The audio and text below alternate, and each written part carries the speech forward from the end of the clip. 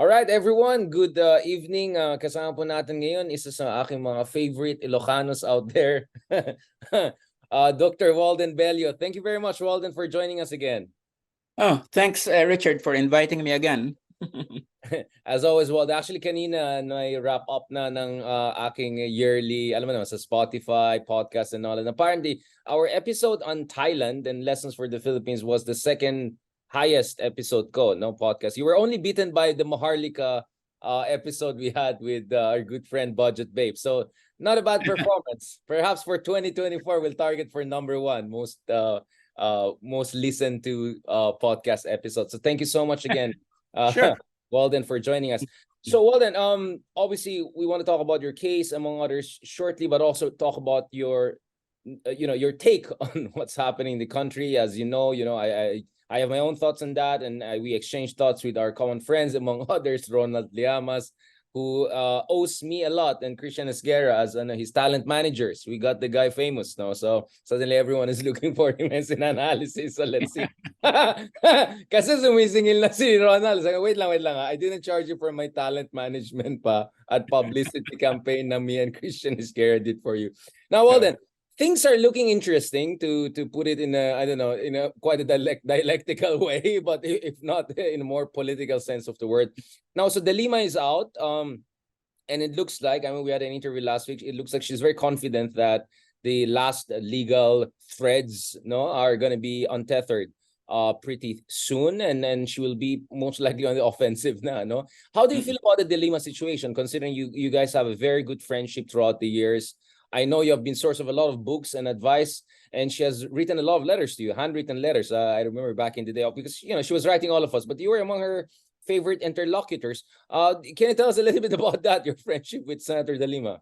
Oh, well, I had worked with Senator De Lima on when I was the head of the House Committee on Overseas Workers, and we were trying to get to penalize a number of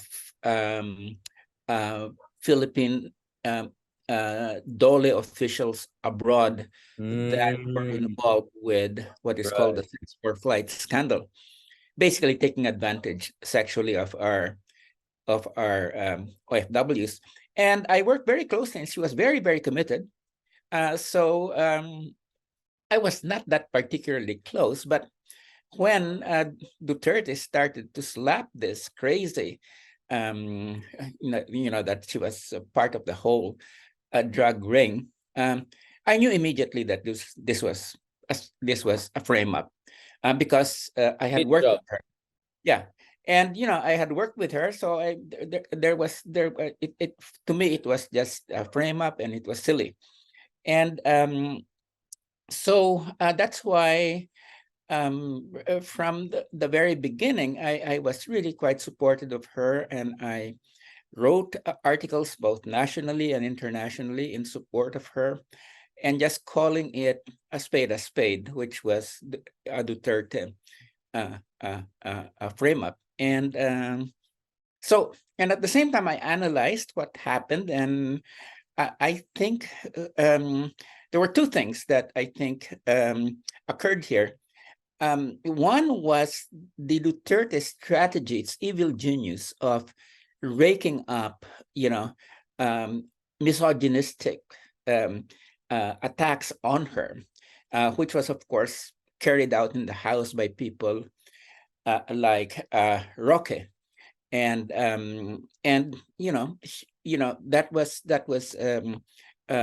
it was appealing to this misogynistic kind of subliminal things in Filipinos, and that was one thing. The second thing was just how completely, blitzkrieg talaga. And I mean, charging the Secretary of Justice as being the center of the drug ring in the Philippines. I think that even if some people initially thought it was crazy, just the mere effrontery of this sort of destabilized them and sort of gave doubts that, oh my God, is there credibility to this? So na-destabilize yung mga tao na who would not work with De Lima.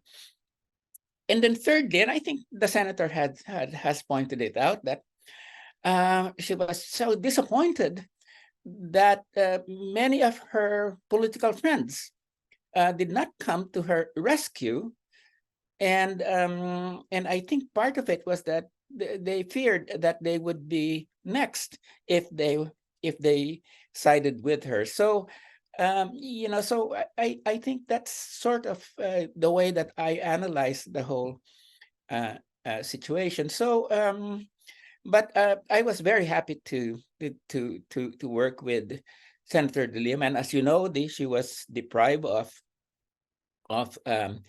phone, and she had very limited TV viewing hours. So since I basically tried to get as many books as possible to her, I believe I must have gotten some 800 to 1,000 titles into Camp Crame, and I think That's a big operation. That's a big operation. Yeah, well, this. she wanted to be Fill the whole barracks with 1,000 books.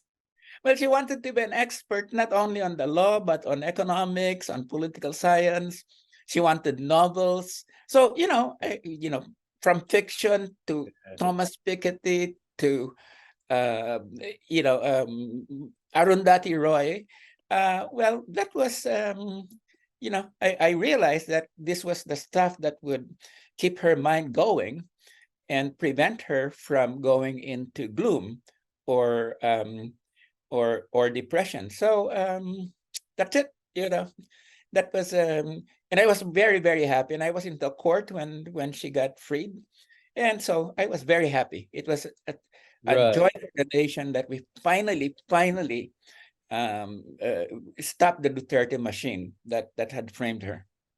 I mean, Walden, the reason I ask about this is because I know you're a man of very high threshold. You don't easily get impressed, especially by politicians and statesmen like, in besieged democracies like the Philippines. So, I always wondered, like, where is this admiration for Leila De Lima coming from? I mean, I mean, if it's from, usual folks, Liberal Party folks, or, folks from the Aquino administration, I understand it. But, the more I talk to people, including Ronald Llamas, who was in the Aquino administration, political advisor, I hear so many good things about her. I talk to people who have been active in civil society and human rights campaigns, and they told me now, when she was the head of the Commission on Human Rights, when she was the Justice Secretary, she really held the ground, right? She really held the line, and she really fought for it. So she's a consistently authentic person committed to it. I wanted to ask, where is your story coming from? Because I mean, Walden, I mean, we interviewed Senator De Lima the other week, and we can talk about that a little bit more later on. The thing is, there's so much, the rumor mill, the dark Marites mill against her has been grinding through and until even today, and some are saying na, oh, baka she's just getting scot-free because etong administration naman ayaw kay Digong, which we're going to talk about later on. So, that's the problem, no? The kind of the Goebbels, the Nazi kind of problem, which is when you spread lies over and over again for 1,000 times, 1,000,000 times in this case, it leaves a certain damage. And for me, you are among people I consider as a moral compass. So ako, parati ko sinasabi, if Walden has a respect for that person, there must be something special with that person. And by the way, this is completely independent from my own track of engagement with Leila De Lima. But the thing is, Walden, of course, sino ba naman ako? I mean, I'm just whatever journalist, academic out there. So I asked you, I asked Ronald, I asked other people to also know her better, way better than me. Although, of course, all of us visited her throughout the years, and ako, I have high regards for her. So thank you for telling us your side of the story, another testimony to why Senator De Lima is really something special. I remember back in the day, De Lima, I mean, the first time that she really caught my attention, and I realized there's something special about this person is, remember in naka-issue siya with one big church, and then I think this was 2015, right? And then EDSA was being blocked or something like that, and a former president actually did not drop by her birthday not long after that incident. So like, noon pa lang makikita mo na she was really walking ahead of the crowd, if I can put it that way, right? I mean, she's really an independent-minded person. And doon mo nakita matapang talaga tong taong to eh. And I just met her weeks before all the heat job Black Ops against her started in the Philippine Senate. There was an awarding ceremony, I was there. And she was still jolly and sprightly and go lang siya and go. And later on, I also visited her in 2019 onwards, when she was incarcerated. But my point is, I had my own take on this, but to hear it from people like you na alam ko, hindi ka madali ma-bullshit, sorry to say it, na mataas ang threshold mo for respect, that is very encouraging. Now, Walden, let's go to the next part of the discussion here. Now, you and Laila de Lima are in the same league on a whole range of issues, including the fact that both of you are awardees for your contributions to human rights by Amnesty International, if I'm not mistaken, right? I think she was the inaugural one, and you're like the first one who's more of like an economic justice kind of human rights advocate that has been celebrated. Were you, how should I put it? Like, did you see that? Like you and De Lima will be more or less in the same camp, considering that like she worked in a liberal administration that you bashed a lot. You had fights with Aquino, back and forth. Napigon sa'yo si Aquino. Hanggang ngayon, daming pigon sa'yo ng mga liberals. Nagalit din sa akin ngayon. And they're saying, oh, it makes sense. Of course, Richard Walden, mga yan eh. Mga pasoy yan. So can you tell us a little bit about that? Like you and Layla are kind of considering the same kind of circles and camps nowadays in terms of your advocacy, yung passion nyo, and your independence of thought and conviction. Yeah, well, I mean, well, you're right. I became critical of the Liberal Party, especially when it was playing double standards. It was going after enemies, while at the same time being very tolerant of its people, despite the fact that they were engaging in corruption. And especially when we had that special fund, disbursement acceleration program. Is that your issue? Yeah, the disbursement acceleration program. And so that was there. I mean, if you're part of a coalition with an administration, and the main platform that you have is anti-corruption, and you allow your people to be corrupt, hindi pwede yan. So I got into, unfortunately, I got into difficulties with my own party, Akbayan, because I was intent really on calling the president on his double standards. And that's the reason that I finally resigned, because I could no longer, from the House of Representatives, because I could no longer tolerate the double standards of President Aquino. But when Mama it came, no, Walden, sorry, I think the last straw was really Mama Sapano, right? I think that's really that was there. Well, there were several things. One, the most important thing was the disbursement acceleration program, and the double standards there. The second thing was the EDCA, the the enhanced cooperation, military cooperation with the United States, which I opposed, and I became very public about that in an interview with Karen Davila. I think the president really got pissed off, called me more opposition than the opposition. Oh, and wow, I didn't know that. Really, Edka? Yeah, he called me. He was that pissed off with you, Pinoy? Yeah. And then, of course, Mama Sapano, I basically said, this is command responsibility. Hey, mag John F. Kennedy ka naman, accept command responsibility. Takot, no? Because, for some reason, he probably was advised by his lawyers that if you admit responsibility here, that will mean legal case, against legal. No, but a leader should really accept responsibility. Sasabihin mo yung commander on the ground of an operation that you authorized, that it's really the commander on the ground that made the big error. You can't do that. In any event, let me just say, Richard, that the exception to me was Laila de Lima. Why? Because, let me go back again. I worked with her on trying to bring to justice Department of Labor employees that were preying sexually on our OFWs, which very well at that point in time you were working with me, and we were trying to bring justice. And Laila De I Lima, remember that. Yeah. Laila De Lima attended our meetings.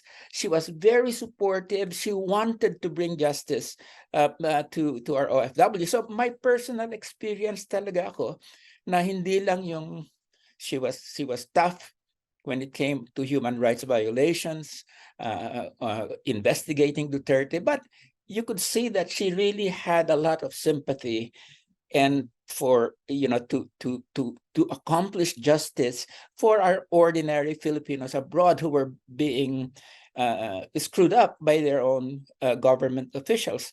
So a personal experience like that, it really generates a lot of respect.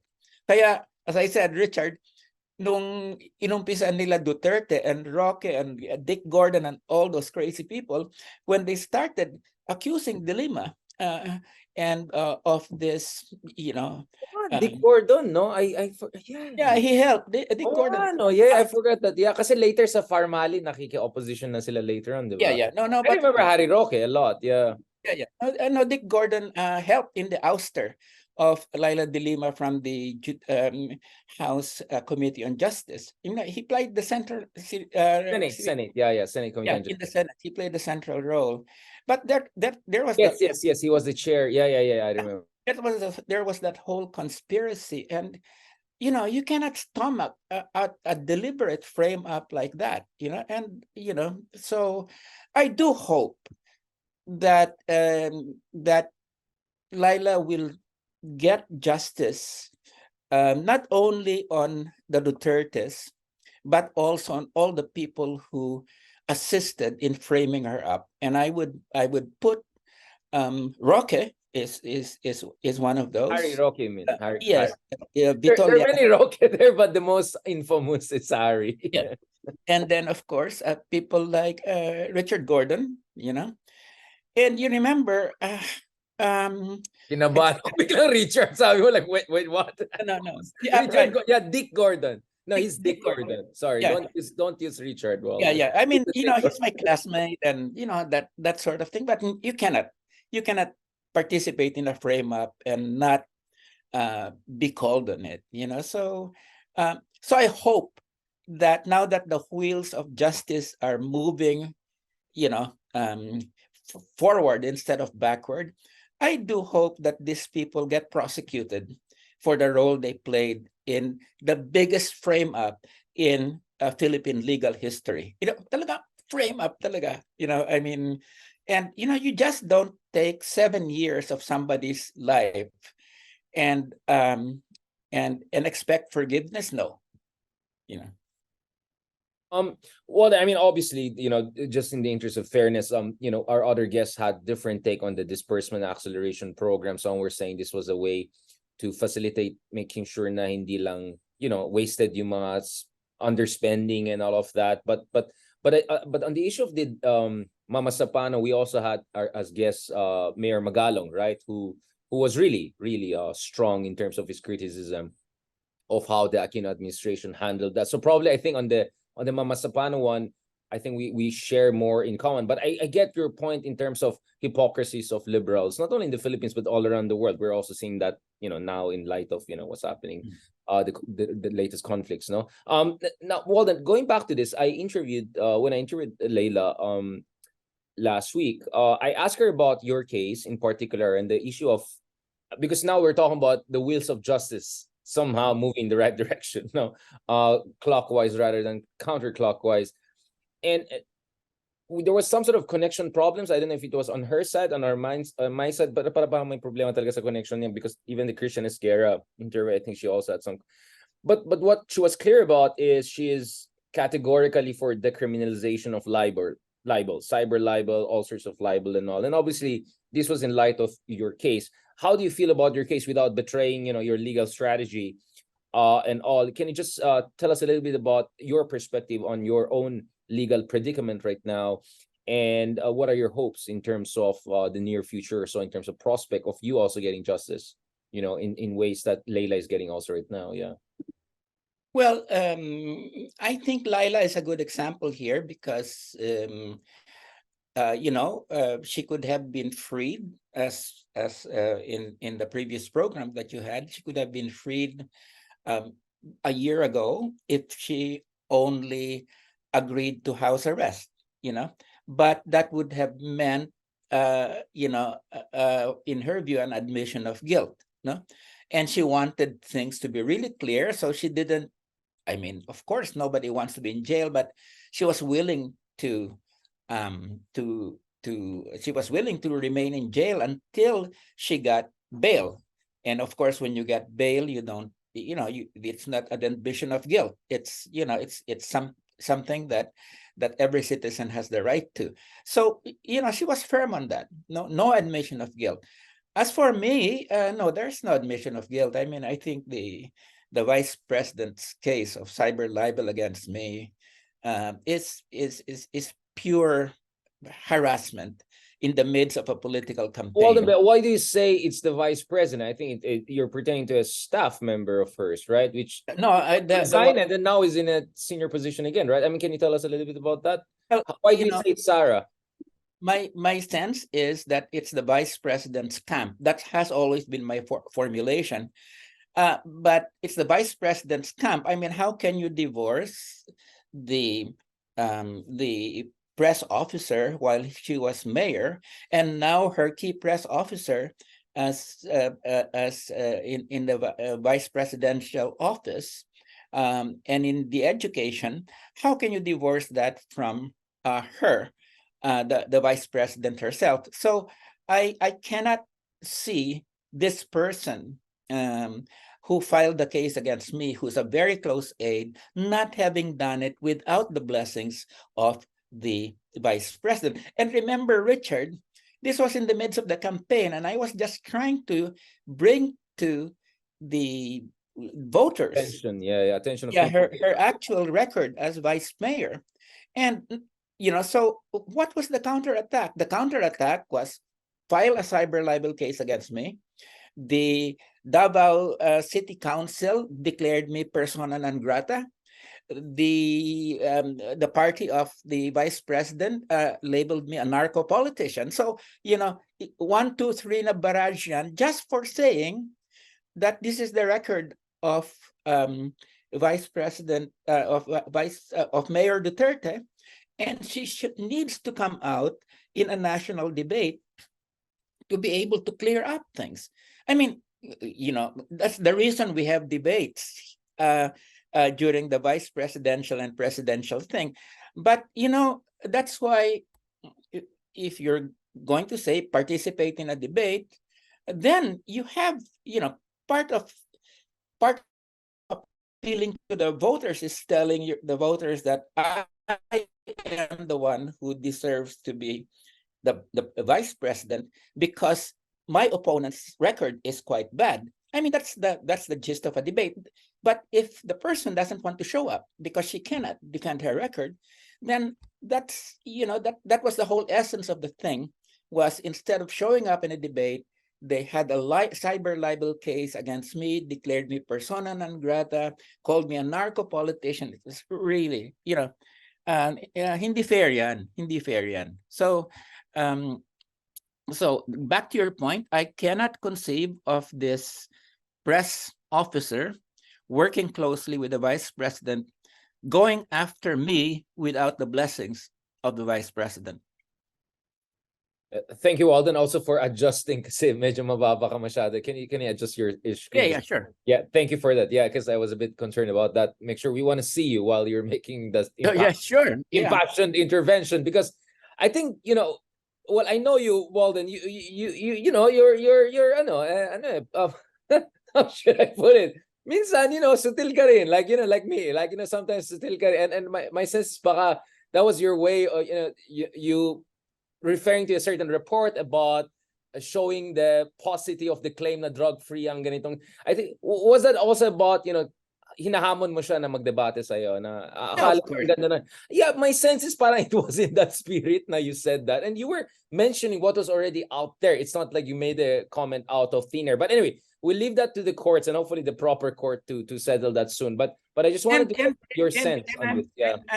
I'm you know what, I will tell you, Richard, that having seen that court in Davao, I have great trust in the integrity of the judge, that we have. And as I said, following the Lima's example, we will see this through in court. We will, if I am going to get out of this situation that I'm in now, it will be because I have proven myself innocent by the standards of our courts. And I think that in this case, I'm very hopeful that our justice system, will work. Well, then, before we transition to the bigger picture and me picking on your mind as an analyst and also political sociologist, obviously, your understanding is that this is not just about your case, right? And I think that was also the discussion I had with Delima, which is it's not also about her, it's about a bigger fight, right? And in this case, to be specific about the bigger fight, is also about decriminalization of libel. Is that a matter of principle and conviction? I mean, the concern I have, Walden, is I am also definitely against anything that allows for weaponization, no? Whether it's counterterrorism law or libel laws that can easily be weaponized against people, no? And unfortunately, we see that in fledgling, if not even in established democracies sometimes, to silence discord, to silence oppositional views, among others. At the same time, I mean, Walden, there must be some exceptional cases, right? Whereby, you have quote unquote bayaran people who are really engaging. And think of the people, for instance, that smeared Leila de Lima, right? I mean, some of them engage in horrible libelous attacks on her, which endangered her life. And unfortunately, their case was not isolated. Don't you envision certain exceptional cases whereby there should be a criminal case if someone is deliberately, endangering another person's lives, not only reputation, by engaging in black operation smear campaign? Do you get what I'm saying? Like, I'm absolutely for decriminalization. It should be a civil case, among others.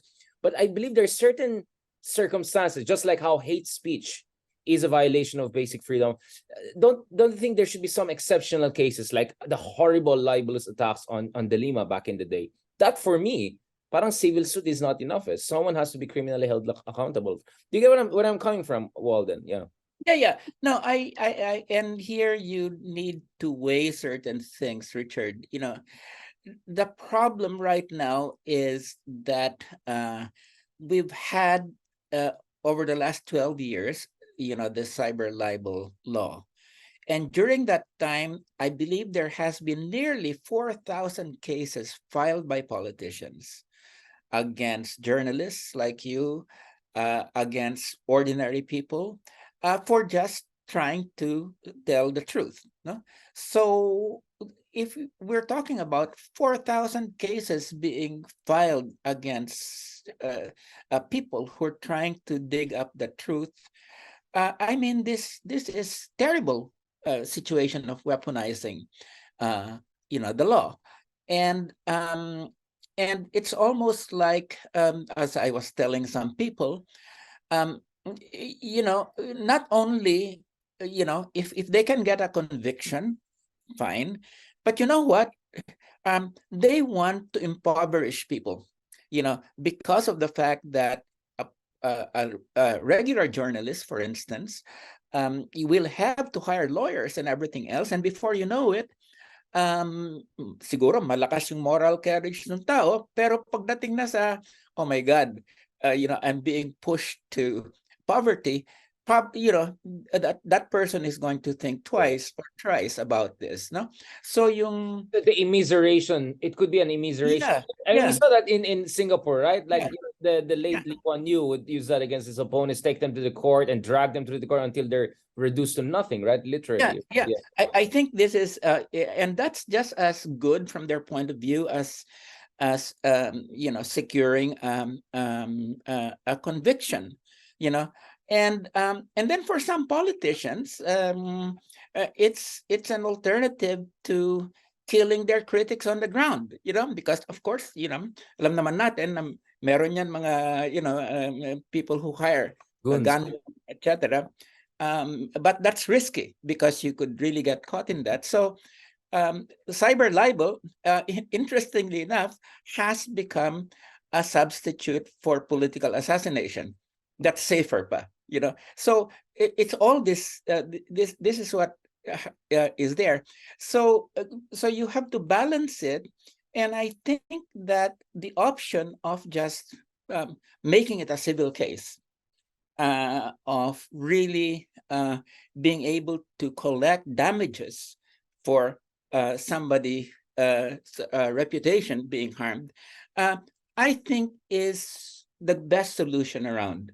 And to decriminalize it and just make libel a civil case. So that would be my position at this point in time. Sumosobra na talaga yung politiko na gumagamit nito kasi natatakot talaga sila sa criticism. Okay, so ang argument niyo dito, Professor Bello, is that as you have to look at how the law has operated. Yes. In status quo, hindi in terms of in theory, right? Na sa sobrang binaboy sa yung palagay, binaboy talaga tong batas na to. I think better we just take out the criminalization and just leave it as a civil suit.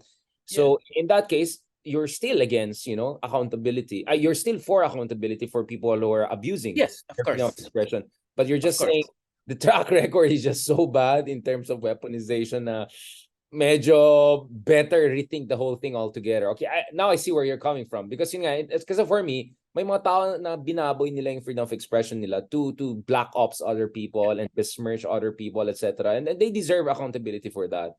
I'm not an absolutist, freedom of speech absolutist, because if you're going to use that to incite hatred and violence and all sorts of phobia, you have to be held accountable for that, right? And we saw big victims like Senator De Lima, who was really a huge victim of this kind of black ops operation. Now, Walden, let's put on your hat as the political sociologist. Now, obviously, all of this thing we're discussing right now is not operating is not within vacuum. It's happening within bigger picture kung saan. Yes, let's call it what it is, implosion of the UniTeam. I think you and I independently, years earlier, we said hindi sustainable itong Marcos and Duterte dynasty. You cannot put a lion and tiger in the same cage and expect them to be friends and allies and, share the chicken and hyenas. It's not gonna happen, right? It's not gonna happen. So sorry for the zoo. I remember this, yung dating chief of staff, yung first chief of staff, Pribos ba yan? Chief of staff ni Trump. He said the Trump administration is like a zoo without fence. It's like when he put when you put all these predators next to each other without fence, there's gonna be blood, right? So that always stuck with me. So my point is, I don't think this is gonna end very well. I mean, when you put these two giants, and as I put it, I mean, both of us are Ilocanos, right? And for me, the Marcoses were always the OG, right? They were the originals, right? Like, if these guys gonna come back, they're not gonna share it with Duterte. They're gonna go for gold, right? I think zero surprise with what's happening right now. I mean, we have written on this already in the past, but nevertheless, what is your read of how things are turning out? Kasi ang basa ko rin dito, Walden, is yung isang side na mas mahina ngayon na illusionado pa rin, they're digging their own grave. Like every time BBM is giving them a chance to retreat peacefully, susulsul na naman sila, di ba? Like Digong will go to China, Digong will attack Romualdez, Congress, SMNI will attack. Like, you guys are not realizing you're not in power anymore. And this is Marcos. They have their own mind, right? I don't know about Aimee, but I'm talking about Marcos, Romualdez, that whole gang. What is your read on that? Manong Walden, on our Ilocano friend. First of all, tama ka, Richard, na as we said, this is going to happen sooner rather than later. And I would say that in terms of my quote-unquote prediction, it's just about the right time for the split to happen. And so kasi walang kwan eh. it's purely power. I mean, it's not principles involved. UniTeam was always about a question of power, power sharing or what. And, Alliance of nothing. inconvenience. Alliance of inconvenience.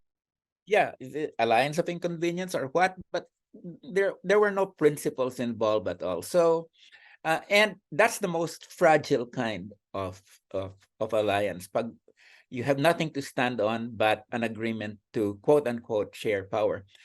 The second thing I think is, the Philippine presidency is something like this. And I think you probably agree with this.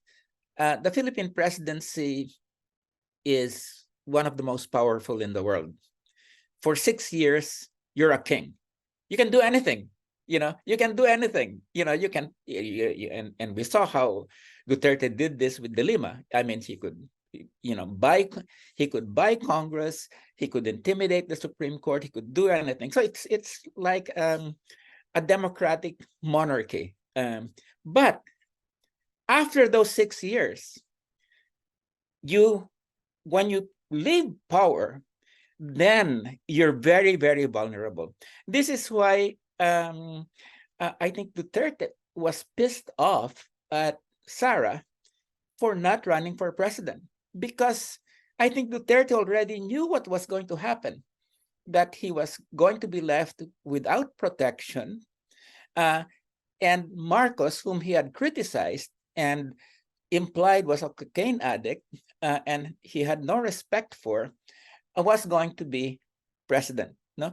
So yung tingin ko riyan is nakita na ni Duterte ito. Kaya hindi ba pinipilit niya si Sara tumakbo? Pero yun nga, Walden, galit din si Sara sa tatay niya kasi pinipilit si Bongo. So, si Bongo yata yung nagsira ng plano ng mag-ama na yan. Yeah, yan na nga ang problema kasi si Duterte Machiavellian mind yan, no? Alam niya na hari ka for 6 years pero pag wala na dapat may protection ka. At pag wala kang protection kasi yung anak mo naloko ng mga Marcos, kung na yan. I mean, he probably expected that this blow up would occur.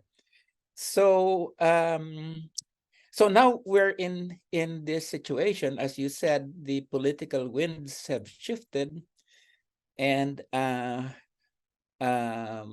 do they know it? Well, probably they're still thinking that they have enough people within the bureaucracy and within the House. But I agree with you, na pag nakita na ng mga ibang institutions like Congress, mga congressmen, congresswomen, the justices, they've military. seen Military. I don't think they're with them. That you've become vulnerable. Influence and power can disappear in 30 seconds. And I think that's what's happening right now. So I don't know what I mean, the possibility of actually Duterte going to The Hague and to the cell that's waiting for him there is actually more of a big possibility now. I mean, hindi biro yung ginawa nung dalawang committee sa Congress, yung Justice at saka yung Human Rights Committee, na to get the Philippines to cooperate with the ICC. I mean, that's a big step forward. Right. And I so if I were Duterte, I would be very worried at this point. And now that Laila is free, the person who has the most data on him, both as president and as mayor of Davao, the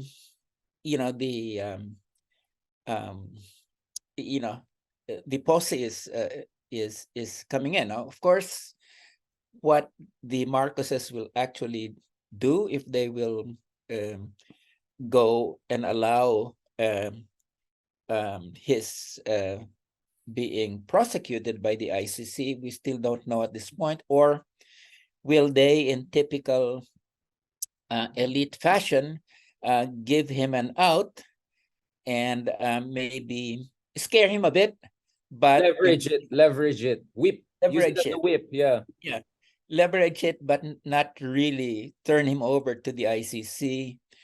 Yan yung mga calculations nila ngayon on the Marcoses side. But one thing I'm very sure, if in fact the administration changes its position and now says that the ICC can come in and investigate, it's going to be out of political interest and not out of principle. No, of course, they might try to cloak it as the Philippines, becoming, the rule of law and all of that. But it's going to be a calculation based on what's good for dynastic interest at this point in time.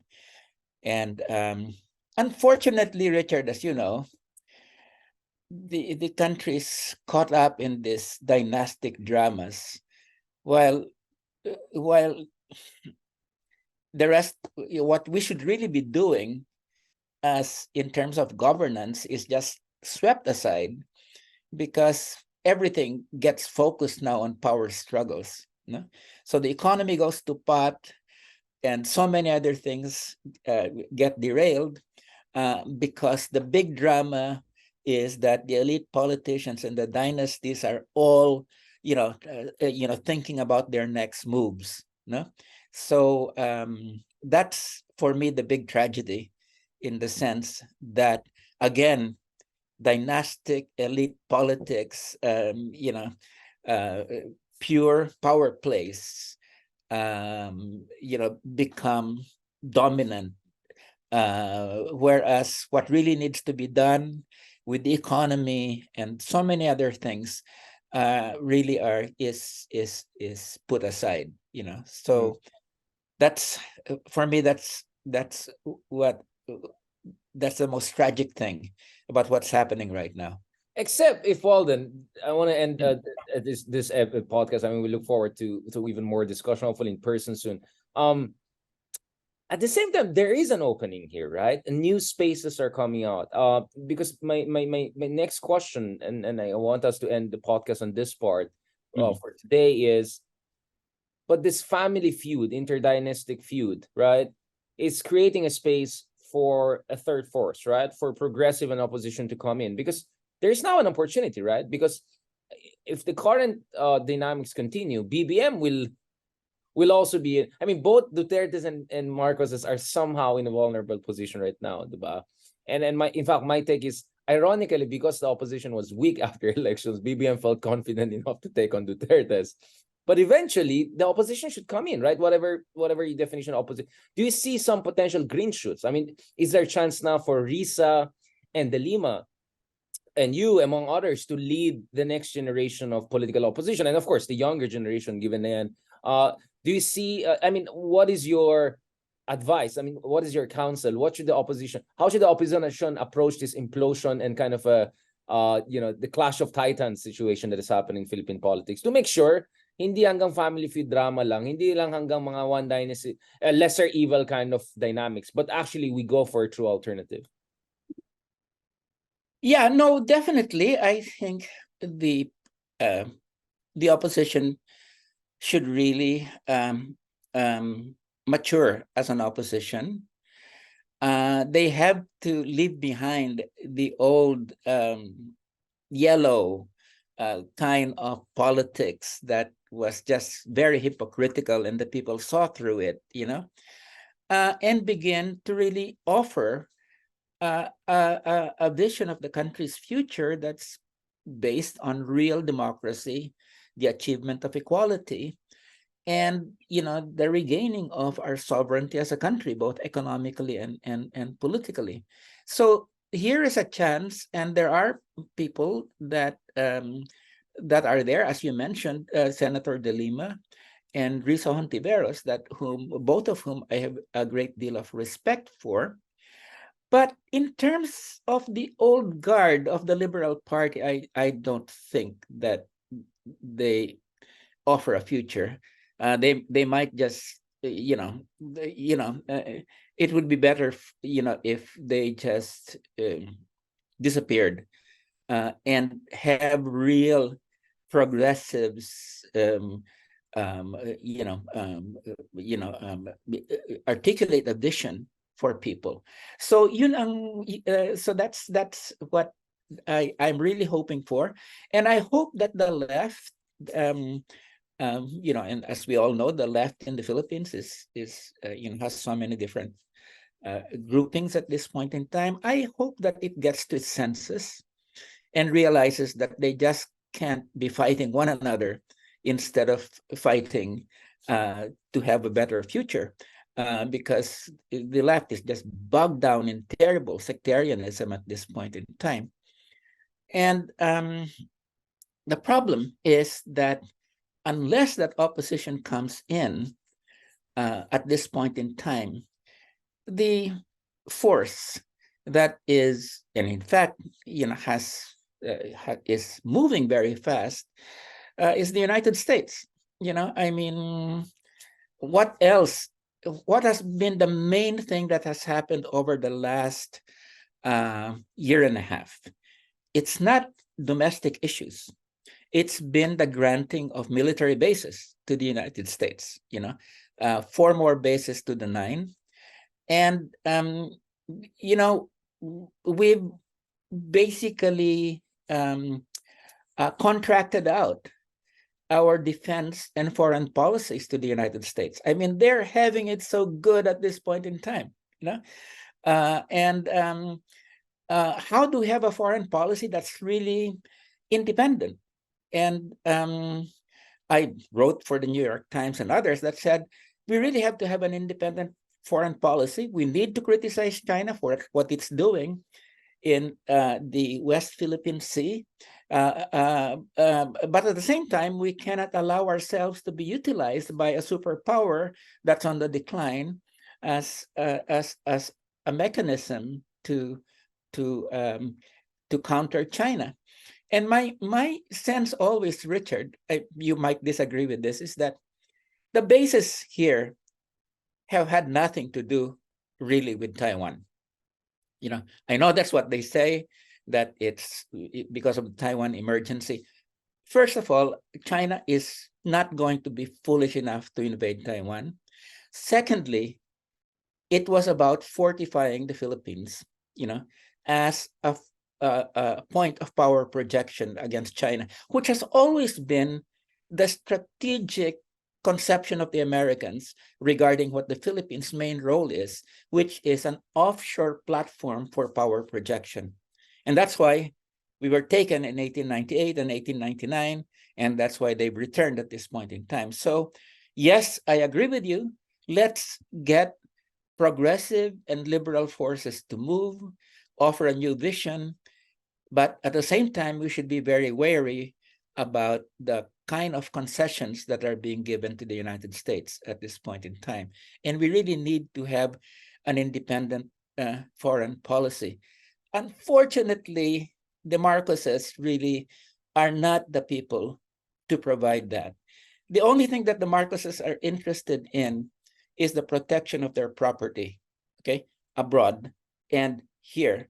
And in fact, you may disagree with this, Richard, but the reason that those concessions have been made to the United States was because Marcos always feared that the United States could freeze his assets in all the different places in the world where they have that $10 billion invested in. The U.S. Treasury has a lot of power. Its arms can reach also. Very, yeah, very powerful.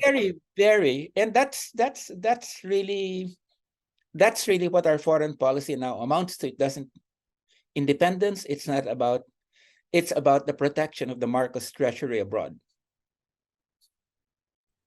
Well, I appreciate you smuggling in the foreign policy part, which but you could see in my face, like we can have a completely different podcast on that, because no, I agree with you in principle. This is not about choosing one master over the other.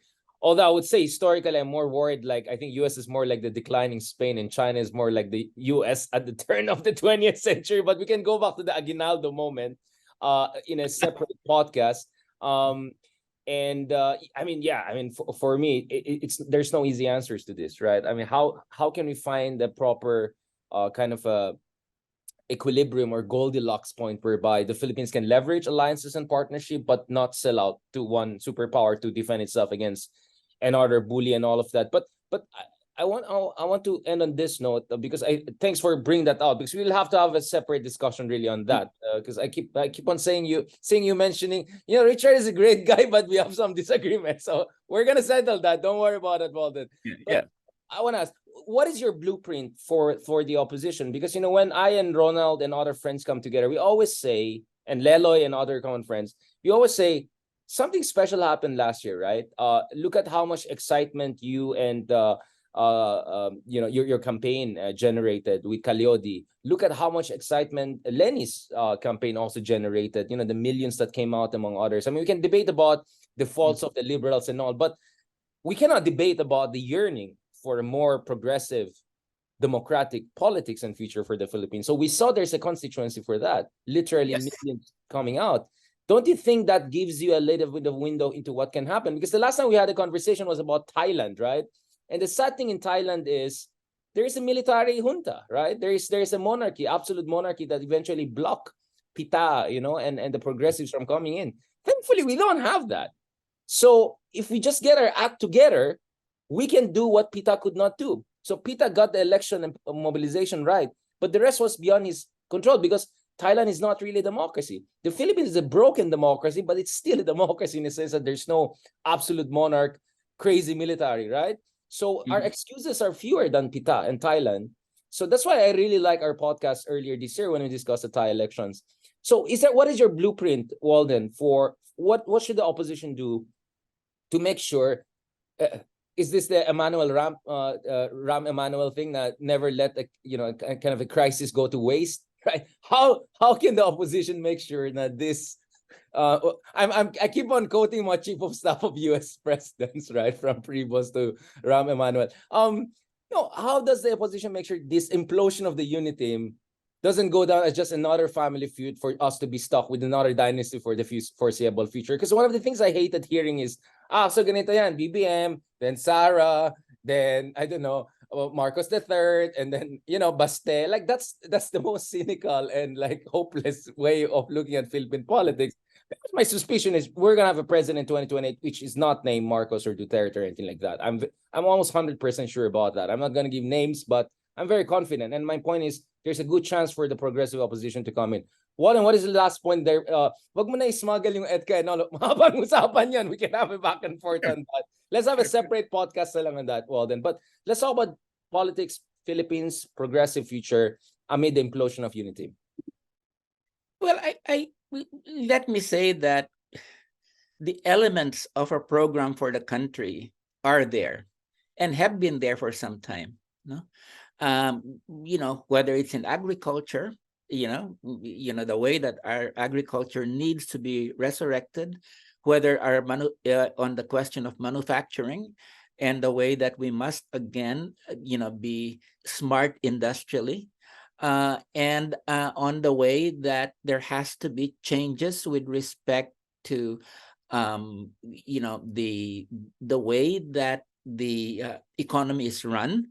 Like we cannot just leave it up to neoliberal technocrats who've screwed up the economy for the last, 40 years. Nandun, I mean, whether it's on climate, the key elements of the program are really there. And we really need, one, to popularize those, this progressive program. And secondly, we really need to construct these alliances, that will be hard to construct, but nevertheless, I think it's very, very necessary, which means that the different groups now on the opposition really need to not see it as a zero-sum game, that they have to make certain concessions in order to be able to forge a really great, effective coalition. And then finally, with respect to the left part of that, I think that enough of the rhetoric, enough of the quarrels within the left, enough with models of the 20th century. Let's move on to really conceptualizing and fighting for a real social democracy or democratic socialist future. I think that's where it is, and I sometimes I waver on this because my generation, Richard, was caught up in the revolution of the 1970s and 1980s, if you can remember that, when that was I wasn't born then. yeah, right. But it was the sense that there was going to be what they called a national democratic future. But after 1986, that went down the drain. Cyclically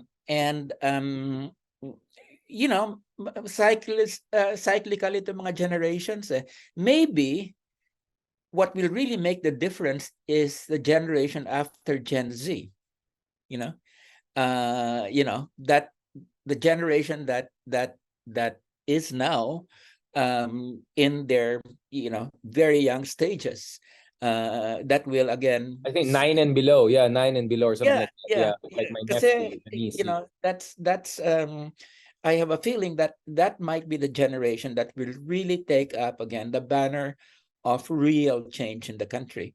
So, I go back and forth on this, but nevertheless, I think it's very important that we look at the here and now and see what are the possibilities, not for a shallow unity of the opposition, but for a unit, but for a unity that's forged on principles. And I know people sometimes say people like me, people like you are just too idealistic. No, I really doubt when an idea, whose time has come, is there, nothing can stop it. Yeah, nothing can stop it. Yeah.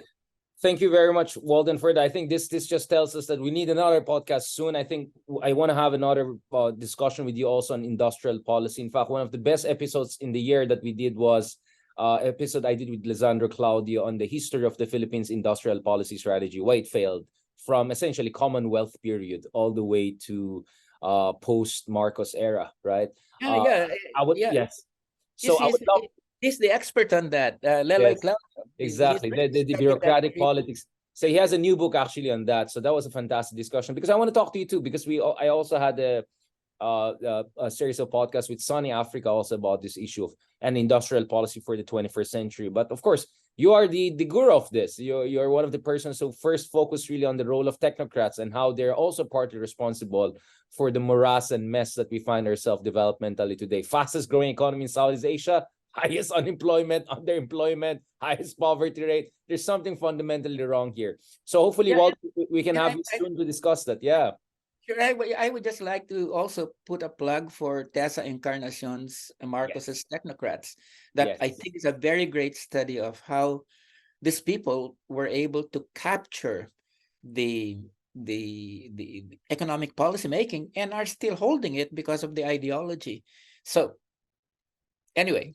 Yeah, right, Richard. Thank you for giving the plug-in for the next episode, essentially. So, because I want to also talk about what should we do for the 21st century with AI and artificial intelligence and 3D printing and 5G, 6G network. And I mean, can we do the industrial policy like we did before, or something new should have been done? So there's so much to discuss, Walden, on that. And then don't worry, we'll go back to our pet peeve on EDCA and all. We can have a fight over that. Because that's what we are. We're pluralistic Democrats. We can agree to disagree, and that's what I want people to understand. We can agree to disagree even as friends and all, and there's nothing wrong about that. It's just part of the debate. And the problem because with people is they misconstrue disagreement as an assault on someone's dignity or something like that. Anyway, Thank you so much, Walden. Dr. I'm pretty Walden sure Bellio. you'll never sue me for cyber libel. Yeah. We're safe from that. I think it's you really have to bring it back there. All right. Anyway, hopefully we can have more of this discussion, Walden Bellio. Mabuhay po kayo. Stay strong and stay passionate as you are. Many people are very much inspired by what you're doing. We even have DDS supporters, Marcos supporters, Lenny support, all of them watching us, and all of them appreciating what you're doing, Walden. Mabuhay ka, and talk to you soon, Dr. Bellio. Okay, thanks a lot, Richard. I really appreciate your being on your program. As always, talk to you soon. God